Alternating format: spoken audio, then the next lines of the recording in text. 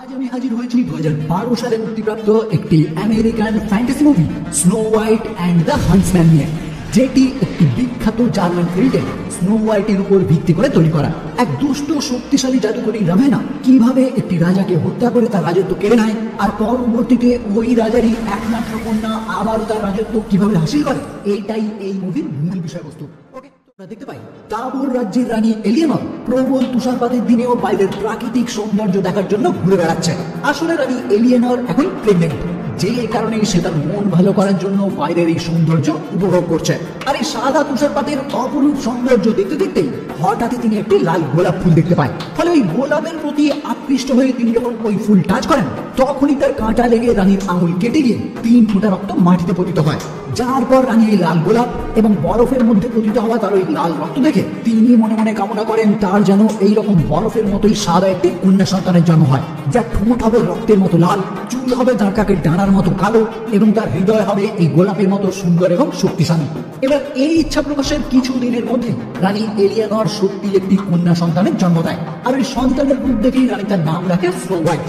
কারণ রানী এলিয়েনর কিছুদিন আগেই ঠিক যেরকম একটি কন্যা সন্তানের কামনা করেছিলেন, তার এই সন্তান ঠিক ততটাই সুন্দর। তো এরপর স্নো হোয়াইট ধীরে ধীরে বড় হতে শুরু করলে তার নামও চারিদিকে ছড়িয়ে পড়তে থাকে, কারণ তার রূপ এবং কোমল হৃদয় তাকে সকলের থেকেই আলাদা করে। কিন্তু স্নো হোয়াইট যখন কিশোরী, তখনই তার মা মানে রানী এলিয়েনর হঠাৎই দুরারোগ্য ব্যাধিতে আক্রান্ত হয়ে মারা যায়। ফলে স্নো হোয়াইটের পিতা রাজা ম্যাগনাস রানীর মৃত্যুতে গভীরভাবে শোকাচ্ছন্ন হয়ে পড়ে।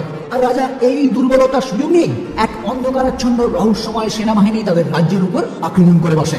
ফলে আসলে রেভেনা একটি দুষ্ট শক্তিশালী জাদুকর, যে তার ম্যাজিকের সাহায্যে ওই রহস্যময় কাজের সেনাবাহিনী তৈরি করেছিল এই রাজ্যে প্রবেশ করার জন্য।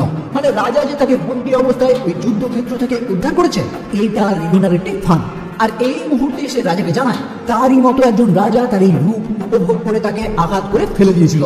ফলে সেই দিন থেকেই রেভেনা বুঝে গেছে রাজারা তার মতো সুন্দরীদের শুধুমাত্র উপভোগী করে, আর তারপর প্রয়োজন ফুরিয়ে গেলে তাদেরকে ফেলে দেয়।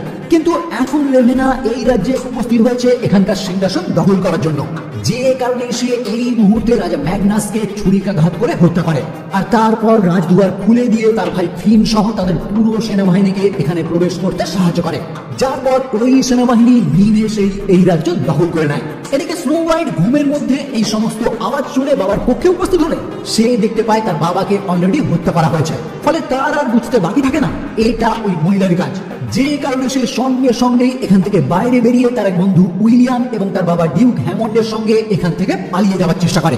কিন্তু দুর্ভাগ্যবশত রেভেনার ভাই ফিন রাজকুমারীকে ধরে ফেলে। ফলে উইলিয়াম এবং তার বাবা ডিউক জীবন বাঁচানোর জন্য রাজকুমারীকে ছাড়াই এখান থেকে পালিয়ে যেতে বাধ্য হয়। আর রেভেনা এই রাজ্যের সিংহাসনে বসে নিজেকেই রানী হিসাবে ঘোষণা করে এবং রাজকুমারী স্নো হোয়াইটকে এই রাজপ্রাসাদেরই একটি টাওয়ারে সারা জীবনের জন্য বন্দী করে দেয়। কিন্তু রেভেনা নিজেকে এই রাজ্যের রানী হিসাবে ঘোষণা করার পর থেকে এই রাজ্যের অবনতি হতে শুরু করে। মানে এই রাজ্যের সমস্ত সবুজ ধীরে ধীরে শেষ হয়ে যায়। যদিও রানী রেভেনা কিন্তু এই সমস্ত দিকে খেয়াল না দিয়ে নিজের রূপ চর্চা নিয়ে ব্যস্ত থাকে, আর এভাবেই কেটে যায় বেশ কয়েক বছর। ফলে কালের নিয়মে রেভেনা ধীরে ধীরে বয়স্ক হয়ে পড়তে শুরু করে। আর স্নো হোয়াইট ওই একই টাওয়ারে বন্দী থাকলেও সে এখন পুরোপুরি যুবতী। কিন্তু রানী রেভেনা তার এই রূপ ধীরে ধীরে চলে যাওয়াতে একদমই খুশি না, কারণ সে অল টাইম এভারগ্রিন থাকতে চায়, যাতে তার এই রূপ সব সময় অক্ষত অবস্থায় থাকে। আশ্চর্যের বিষয় হলো রানী রেভেনার কাছে এমন একটি ম্যাজিক্যাল গোল্ডেন গ্লাস রয়েছে, যে আয়না এই দুনিয়ার সব থেকে সুন্দরী মহিলার নাম অনায়াসে বলে দিতে পারে। আর এতদিন সেই আয়নাই তাকে জানিয়ে এসেছে এই দুনিয়ার সব থেকে সুন্দরী মহিলা রানী রেভেনা, যেটা শুনে সে বরাবরই খুশি হয়ে আসছে। কিন্তু এখন যেহেতু তার রূপ ধীরে ধীরে কমতে শুরু করেছে, তাই সে তার ভাইয়ের সাহায্যে এই রাজ্যের সমস্ত সুন্দরী মহিলাদের ধরে এনে এক এক করে তাদের সৌন্দর্য শোষণ করে নিতে শুরু করে, যাতে তাদের সৌন্দর্য কেড়ে নিয়ে সে নিজে এভারগ্রিন থাকতে পারে। কিন্তু এই সময় সে যখন তার আয়না থেকে পুনরায় জানতে চায় বলো সব থেকে সুন্দরী এখন কে, তখন ওই আয়না তাকে জানায় আজকের দিনে তার থেকেও বেশি সুন্দরী একজন রয়েছে, যে কারণে রেভেনার শক্তি এবং সৌন্দর্য দুটোই ধীরে ধীরে কমতে শুরু করেছে। ফলে এইটা শুধু রেভেনা যখন ওই আয়নার থেকে ওই মহিলার নাম জানতে চায়, তখনই ওই আয়না তাকে জবাব দেয় সে আর কেউ না স্নো হোয়াইট। ফলে রাজকুমারী স্নো হোয়াইটের নাম শুনে রানী রেভেনা ভাবতে শুরু করে তাহলে ওই মেয়েকে আমার ছোটবেলাতেই মেরে ফেলা উচিত ছিল, তাকে বন্দি রাখাটা তাহলে আমার ভুল হয়েছে।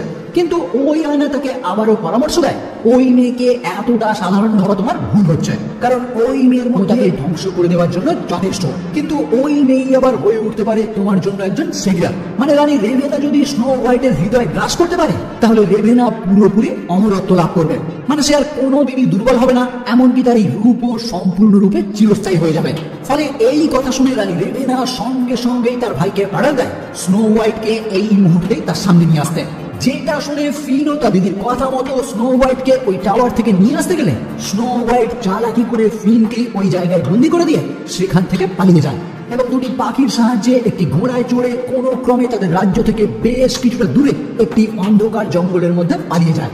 যদিও রেভেনার প্রহরীরা তাকে ধরার জন্য বহু চেষ্টা করে, কিন্তু এই অন্ধকার জঙ্গল এতটাই ভয়ঙ্কর যে এই জঙ্গলে যেই প্রবেশ করুক না কেন সে আর কোনোদিনই ফিরে আসতে পারে না। তাই বাধ্য হয়েই তারা এই স্থান থেকে ফিরে যায়। এদিকে রেভেনা যখন জানতে পারে রাজকুমারীকে ধরতে তার ভাই এবং তার প্রহরীরা ব্যর্থ হয়েছে, তখনই সে তার ভাইয়ের উপর খুবই রেগে যায়, কারণ রেভেনা নিজেও এখন রাজকুমারীকে কিছুতেই খুঁজে বের করতে পারবে না, কারণ তার ম্যাজিক্যাল সমস্ত ক্ষমতাও ওই জঙ্গলে কোনো প্রকার কাজ করে না। যে কারণে সে ক্রুদ্ধ হয়ে তার ভাইকে অর্ডার দেয়, তাড়াতাড়ি এমন কাউকে খুঁজে বের করো যে এই অন্ধকার জঙ্গল থেকে রাজকুমারীকে আমার সামনে এনে হাজির করবে। ফলে তার ভাই ফিনও বেশ কিছু জায়গা খুঁজে এরিক নামক একটি মাতাল শিকারীকে রেভেনার সামনে হাজির করে, কারণ ফিন খবর নিয়ে জানতে পেরেছে এরিক এর আগে ওই, তাই হয়তো এরিকই পারবে রাজকুমারীকে ওই জঙ্গল থেকে খুঁজে আনতে।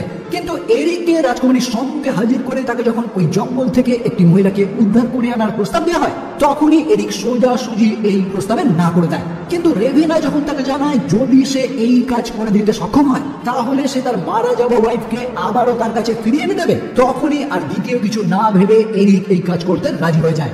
আসলে এরিক একজন শিকারী হলেও বর্তমানে সে কিন্তু একজন মাতাল, আর তার এই মাতাল হওয়ার কারণ তার ওয়াইফকে সে তার নিজের চোখের সামনে মারা যেতে দেখেছে, যাকে সে নিজের থেকেও বেশি ভালোবাসত।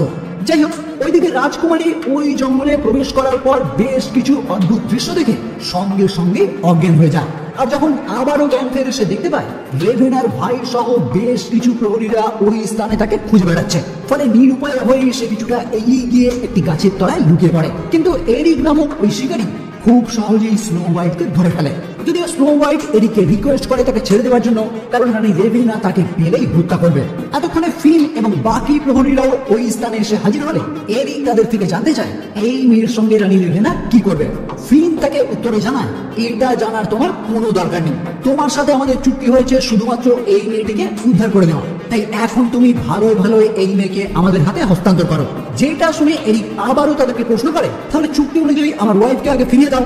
উত্তরে তখন ফিন জানায় এটা তার কাছে নেই, তাই এরিকের ওয়াইফকে ফিরে পাওয়ার কথা সম্পূর্ণই ভুল। যেটা শুনেই এরিক রাজকুমারীকে তাদের হাতে হস্তান্তর না করে উল্টে তাদের সঙ্গে লড়াই করে স্নো হোয়াইটকে সঙ্গে নিয়ে এখান থেকে পালিয়ে যায়।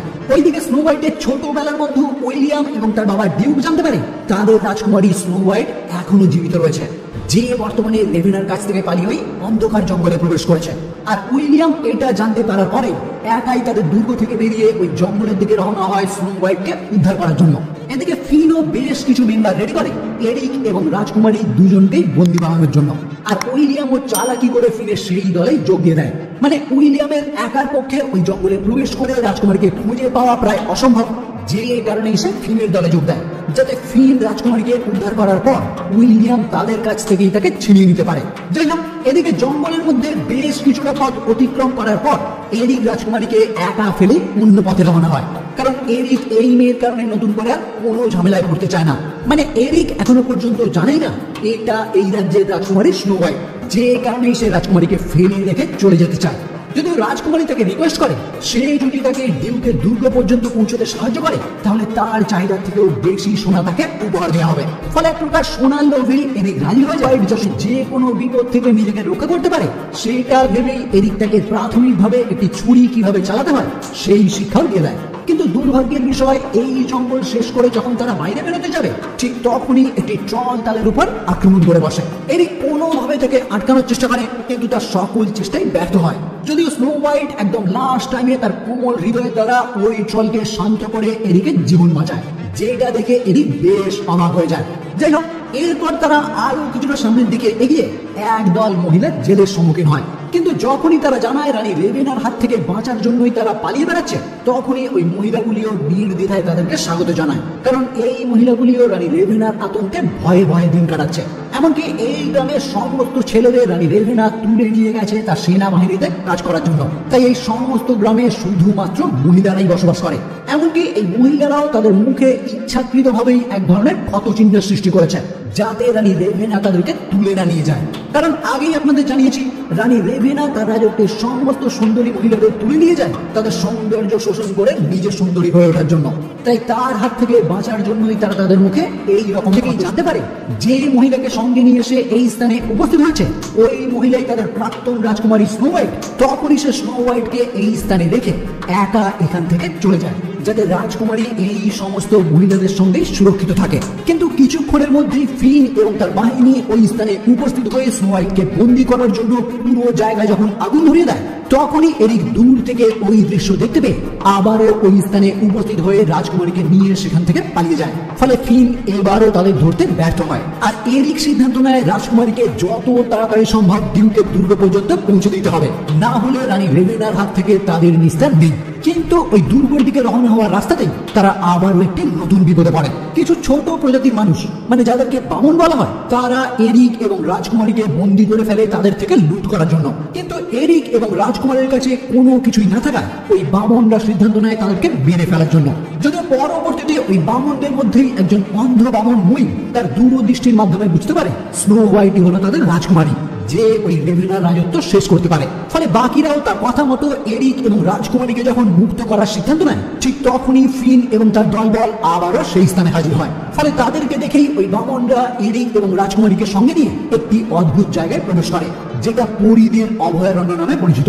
তো এখানেই এরিক এবং রাজকুমারী ওই বামনদের সঙ্গে এক রাত কাটানোর পর সমস্ত বামনরাই বিশ্বাস করতে শুরু করে তাদের রাজকুমারীর মধ্যে এক অদ্ভুত ক্ষমতা রয়েছে। ক্ষমতা নিমেষেই ভালো হয়ে গেছে, আর এটা শুধুমাত্র হয়েছে স্নো হোয়াইটের পবিত্র হৃদয়ের জন্য। তাই তারা সকলে মিলেই সিদ্ধান্ত নেয় রাজকুমারী পুনরায় তার সিংহাসন দখল করা পর্যন্ত তারা সকলেই তাকে সাহায্য করবে। কিন্তু দুর্ভাগ্যের বিষয়, এই স্থান থেকে ডিউকের দুর্গ পর্যন্ত পৌঁছানোর আগেই ফিন এবং তার দলবল তাদের উপর আক্রমণ করে বসে। আর এই টাইমেই এরিক নির্দয়ভাবে ফিনকে হত্যা করে এবং তার সমস্ত মেম্বারও তাদের হাতে পরাজিত হয়। আর উইলিয়াম যে ছদ্মবেশ নিয়ে ফিনের দলে প্রবেশ করেছিল, সে কিন্তু এই মুহূর্ত থেকে রাজকুমারীর দলে চলে আসে।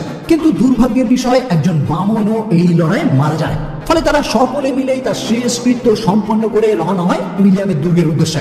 কিন্তু মাঝ রাস্তাতেই একটি জায়গায় রেস্ট নেওয়ার টাইমে রানী রেভেনা তার রূপ পাল্টে উইলিয়ামের রূপ ধারণ করে রাজকুমারীকে একটি বিষযুক্ত আপেল খেতে দেয়। আর স্নো হোয়াইটও ওই আপেল খেয়ে নিমেষেই অসুস্থ হয়ে পড়ে। কিন্তু রেভেনা তার হৃদয় ছিনিয়ে নেওয়ার আগে উইলিয়াম এবং এরিক ওই স্থানে উপস্থিত হলে বাধ্য হয়ে রেভেনাকে এখান থেকে চলে যেতে হয়। যদিও ওই আপেল খাওয়ার কারণে স্নো হোয়াইট কিছুক্ষণের মধ্যেই তার শেষ নিঃশ্বাস ত্যাগ করে।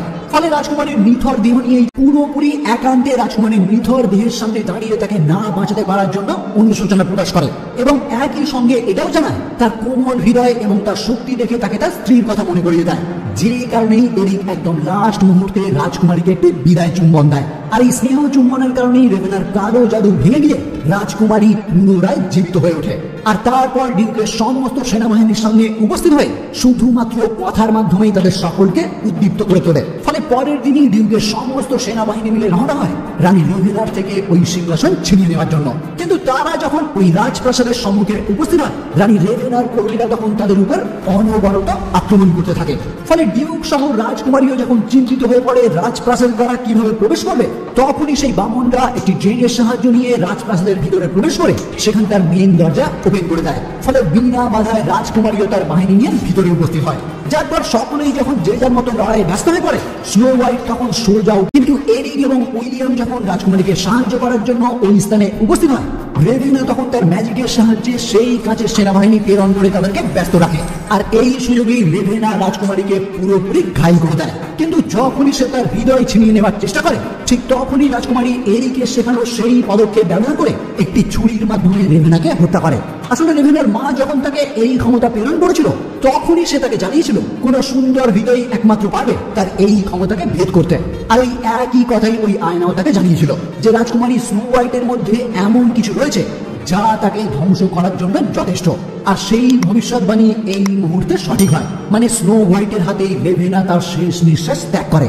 পরবর্তীতে দেখা যায় স্নো হোয়াইট তার বাবার সিংহাসনে বসে রানীর মুকুট ধারণ করে, ফলে তাদের রাজ্য সমস্ত পাপ থেকে মুক্তি পেয়ে আবারও পুরনো অবস্থায় ফিরে যায়। আর এখানেই এই মুভি সমাপ্ত হয়।